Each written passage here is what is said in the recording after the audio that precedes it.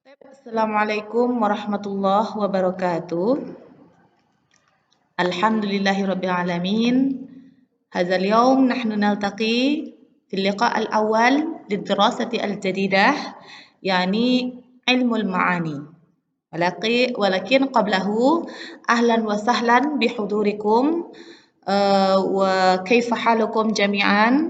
لعلكم بالصحة وسليمة في بيوتكم. وإن شاء الله في هذا المستوى نحن سندرس عن هذه المادة يعني علم المعاني. وإن شاء الله في هذا اللقاء أنا سأشرح عن المقرر الدراسي أو تصميم دراستنا في هذا المستوى إن شاء الله. وأنا سأذكر وسأشرح عن مادتنا ومواضيع في هذه المادة. علم المعاني هناك موجود الأهداف الأهداف ثم المواضيع المواضيع بهذه المادة. أولا يعني الأهداف خصوصا للمعرفة ولمهارة الخاصة. أنتم تستطيعون وتفهمون عن نظريات من علم المعاني ثم أنتم تستطيعون وتفهمون عن صياغة تطبيقه في جمل اللغة العربية وآيات القرآنية. وثم أنتم تستطيعون أن تحلل معناها أو معناه في جمل العربية وآيات القرآنية. Jadi memang kategorinya di sini nanti antum bisa menguasai konsep teoritis dari ilmu ma'ani itu sendiri, kemudian tahu bagaimana bentuk-bentuk penerapannya dalam contoh-contoh kalimat-kalimat bahasa Arab ataupun ayat Al-Quran, kemudian mampu menganalisa maknanya yang terdapat pada kalimat-kalimat bahasa Arab dan ayat Al-Quran. Nah, kemudian di sini antum nanti akhirnya memang mampu mengaplikasikan atau menerapkan teori-teori ini sehingga dalam komunikasi bahasa Arab antum sudah masuk ke level kebalikan suatu bahasa itu dalam kategori ma'ani. Nah, di sini insya Allah untuk 16 kali tatap muka ini kita akan bahas 13 tema, 13 tema. Yaitu pertama kita akan bahas tentang balaghah, tentang fasohah dan balaghah. Kemudian kita akan bahas tentang ilmul ma'ani, ini dia ilmul ma'ani. Kemudian kita akan bahas tentang taqsimul kalam. Yang pertama ini di sini adalah kalam khabar. Nah, kemudian nanti kalam insya, di mana untuk kalam insya ini kita akan bagi dua karena pembahasannya cukup banyak. Jadi yang pertama kita akan bahas kalam insya saja dulu dengan pembagiannya secara umum saja. Kemudian baru kita preteli tentang kalam insya ini, baik itu amar dengan nahi, kemudian istifham, kemudian tamanni dan nida. Kemudian untuk topik berikutnya kita akan bahas tentang al-musnad ilaih wal musnad. Kemudian kita akan bahas setelah itu kita adakan ujian UTS dulu, MIT dulu. Kemudian kita akan bahas tentang al-qasru. Kemudian kita akan bahas tentang al-wasal wal fasal. Kemudian kita juga akan bahas tentang al-ijaz, itnab, kemudian al-musawah. Dan terakhir kita akan bahas tentang penerapan ilmu ma'ani ini di pondok pesantren. Jadi untuk topik terakhir ini memang ini adalah observasi lapangan, Jadi kita tidak hanya berkutat dengan teori, tetapi kita juga akan lihat penerapannya baik ini adalah kurikulumnya. Jadi kita akan cek apakah di sekolah ini untuk balaghah, untuk ma'ani itu di kelas berapa, dia memakai buku kitab apa, kemudian tema-tema ma'aninya, ilmu ma'aninya apa-apa saja, kemudian kapan perlu kita tanya dia punya perangkat untuk ilmu balaghah khususnya untuk ilmu ma'ani. Kemudian kita akan tanya juga nanti silakan lakukan wawancara dengan si guru. Kalau untuk sistem daring sekarang silakan via telepon saja atau via WhatsApp. Nah, silakan ditanyakan untuk pembelajaran ilmu ma'ani ini menggunakan metode apa, medianya apa, dan bagaimana sistem mengevaluasinya, kapan perlu dapatkan soalnya. Jadi kita ingin lihat bahwa ilmu ma'ani ini di pondok pesantren bagaimana sistem perencanaan, pelaksanaan, dan tindak lanjut ataupun evaluasinya nanti. Nah, itu dia. Nah, mungkin Ustazah akan berikan pengantar sedikit tentang ilmu balaghah dan ruang lingkupnya sedikit ya, kemudian tentang penjelasan topik-topik ini. Itu ya.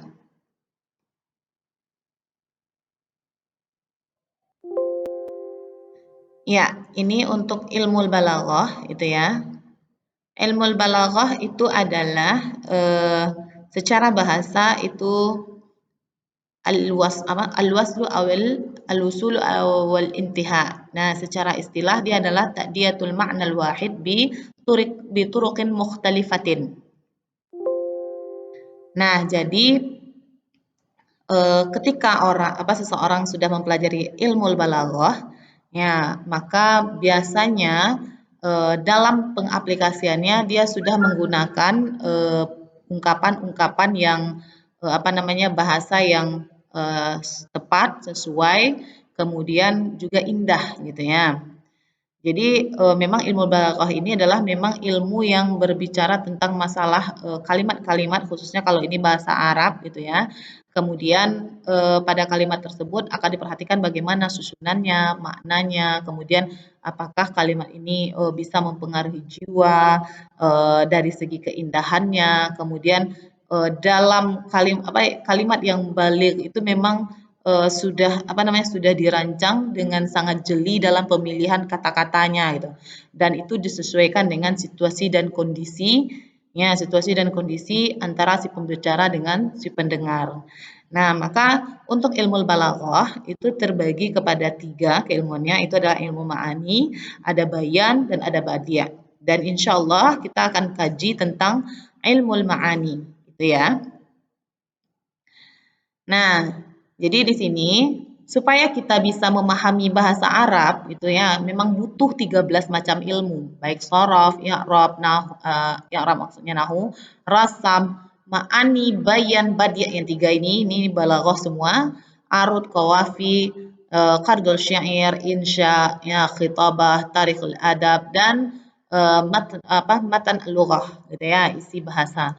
Nah, maka ilmu ma'ani itu adalah salah satu rumpun ilmu bahasa bahasa Arab yang memang ini sangat sangat membantu kita bisa memahami bahasa Arab dengan baik. Ya. Kemudian nih, jika suatu kalimat itu telah diatur berdasarkan ilmu ma'ani dan bayan, nah, mungkin kita khusus kepada ilmu ma'ani dulu ya. Dari segi lafaz, nah jika dia diatur dari segi lafaznya, nah maka itu yang dikatakan fasih. Jadi fasih itu memang dari segi lafaznya itu sudah diatur. Nah, kemudian dari segi lafaz serta makna, nah jadi apabila yang diatur itu dalam pembicaraan atau yang diungkapkan itu kalimatnya itu memang tidak hanya lafaznya saja, tetapi juga maknanya, maka itu disebut dengan balik. Nah, mungkin ini nanti akan dikaji oleh kelompok 1 yaitu tentang fasohah dan balaghah. Mungkin kita akan kaji nanti secara mendalam tentang itu. Kemudian, ya, salah satu dari ilmu balaghah itu adalah ilmu ma'ani, yang mana ilmu ma'ani itu dia ilmu yang memelihara timbulnya pengertian yang salah. Jadi ilmu ini menjaga dari kesalahan dalam ungkapan kalimatnya, di mana nanti cara memelihara bentuk-bentuk perkataan ini memang disesuaikan dengan kondisi, situasi dan kondisi nantinya. Nah, kemudian makanya di sana nanti dia tuh al-ma'na al-wahid ya biturukin mukhtalifatin, tapi ini li muqtadal hal ya, jadi sesuai dengan situasi dan kondisi.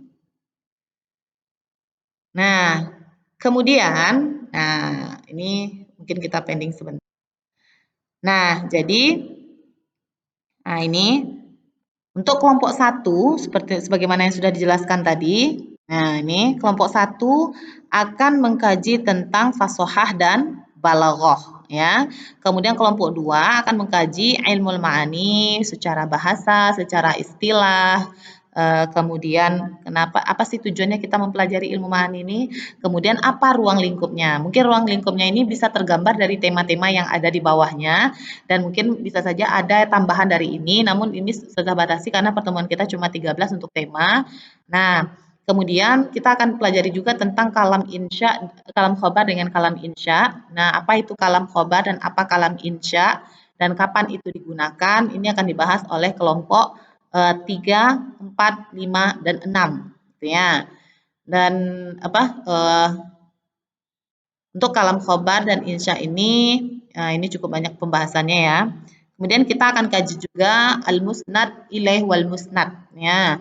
Untuk musnad ilaih ini biasanya pada fa'il, naibul fa'il, mubtada, kemudian musnad ini pada fi'il, kemudian khabar.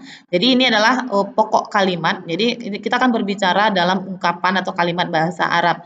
Otomatis kita tidak akan terlepas dari musnad ilaih dan musnad ini.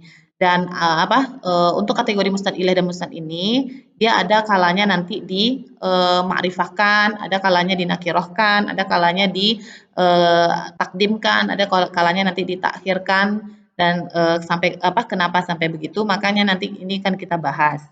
Kemudian kita juga akan bahas tentang al-qasru gitu ya. Ya, untuk qasar ya kita akan bahas tentang pengertiannya.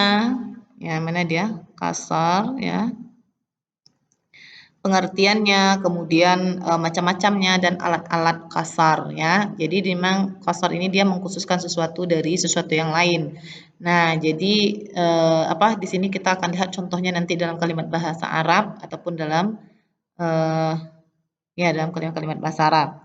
Kemudian kita akan pelajari juga tentang al-waslu wal faslu. Al-wasal ini adalah adanya penghubung, sedangkan al-fasal itu tidak ada penghubungnya. Nah, jadi ada nanti dua kalimat yang akan menggunakan penghubung atau bersambung dia, kemudian ada juga yang tidak gitu. Nah, dan apa maknanya kita akan lihat nanti. Kemudian kita akan juga bahas tentang ijaz ya, ijaz, itnab, dan musawah. Nah, di mana ijaz itu dia mengungkapkan suatu pengertian yang padat tapi dengan lafaz yang ringkas gitu. Jadi lafaznya pendek tapi maknanya nanti padat ya. Atau maknanya banyak gitu. Kemudian nanti kita akan bahas nih pengertiannya, macam-macamnya, contohnya. Kemudian itnab itu adalah mengungkapkan suatu pengertian yang padat dengan ya, di sini untuk itnab itu adalah ungkapan yang sangat panjang. Nah, namun untuk untuk maknanya itu pendek. Nah, jadi berbanding terbalik dengan ijaz ya. Kalau ijaz memang maknanya padat tapi lafaznya ringkas. Tapi kalau untuk itnab itu